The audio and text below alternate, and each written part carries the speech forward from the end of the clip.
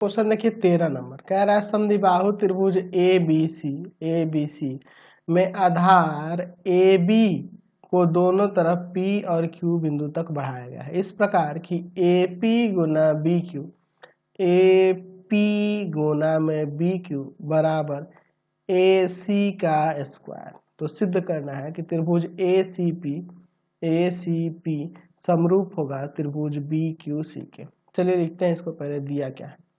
दिया है ABC त्रिभुज ABC एक समद्विबाहु त्रिभुज है। समद्विबाहु त्रिभुज है। ठीक है। AB को दोनों ओर P और Q तक बढ़ाया गया है। P और Q तक बढ़ाया गया है। ठीक है। ए बी कौन है? ए बी आधार है, ये ध्यान रखना। ए बी आधार दिया हुआ है। अच्छा, ए बी आधार है इसका, यानी कि यह दोनों भुजाएं आपस में बराबर होंगे। जाहिर सी बात है, आधार को छोड़कर बाकी दोनों भुजाएं बराबर होंगे आपस में। चलिए, और क्या दिया हुआ है कि ए पी गुना बी क्यू बराबर में ए सी का स्क्वायर। तो सिद्ध करना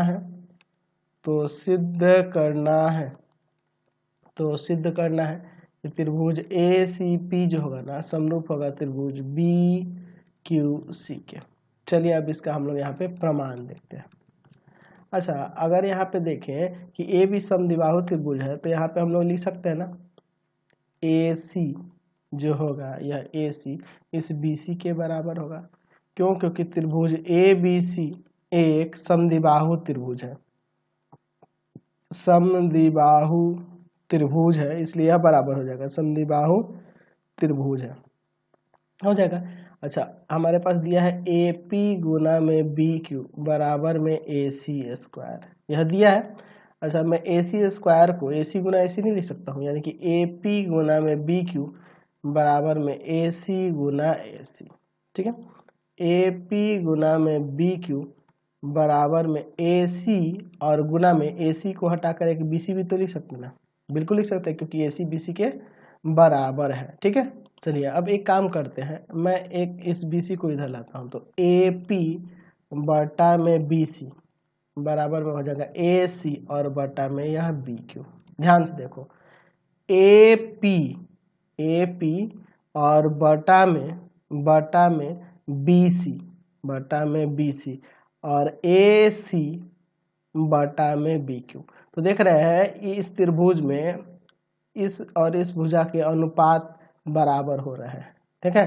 तो अगर हम यह कोण बराबर दिखा दे तो त्रिभुज समरूप हो जाएगा, क्योंकि एक कोण बराबर हो और उनको अंतरित करने वाली भुजाओं का अनुपात बराबर हो जाए तो त्रिभुज समरूप नहीं हो जाएगा? बिल्कुल हो जाएगा।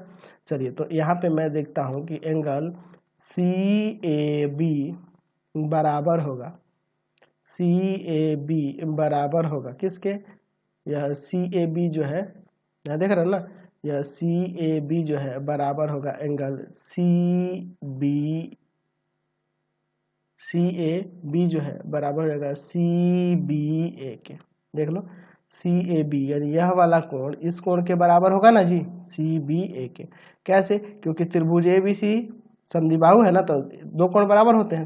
त्रिभुज ए बी सी एक समद्विबाहु त्रिभुज है। समद्विबाहु त्रिभुज है। ठीक है, इसलिए यह बराबर हो रहा है। अच्छा, जब यह कोण बराबर है तो अगर मैं इस कोण की बात करूं तो इसे हम लोग 180 में से अगर हम लोग एंगल 180 माइनस ये वाला एंगल लिख सकते हैं कि नहीं?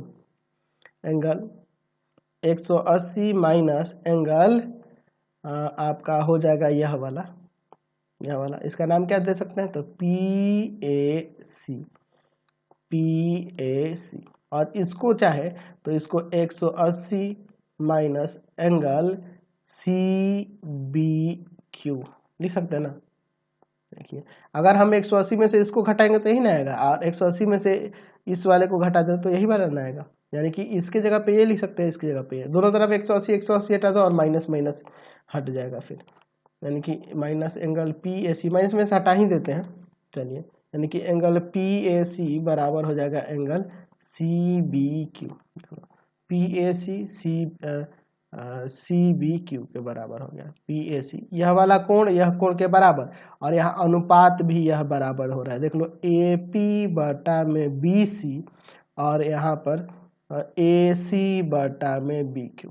तो यहाँ से ये कोण बराबर और उनको अंतरित करने वाली भुजाओं का अनुपात बराबर, यानी कि यहाँ से हम लोग लिख सकते हैं कि त्रिभुज, कौन सा त्रिभुज होगा, तो त्रिभुज का नाम सोच समझ के, त्रिभुज ए सी पी समरूप हो जाएगा। देखो ए सी पी समरूप हो जाएगा किसके, तो त्रिभुज, यहाँ देखो ए सी पी लिए है तो यहाँ क्या हो जाएगा बी क्यू सी, कैसे, तो साइड एंगल साइड समरूपता से।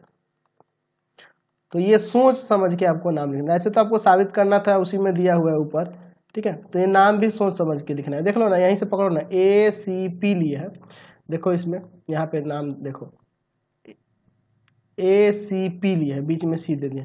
अच्छा, यहाँ पे उसी के अनुसार हम लोग नाम लेंगे, क्योंकि देखो यह कोण इस कोण के बराबर दिखा है, और इतना बटा में यह वाली भुजा, और इतना बटा में यह वाली भुजा, इसलिए इसी के अनुसार यहाँ नाम लिखना होगा। समझ गए ना। Question number 14।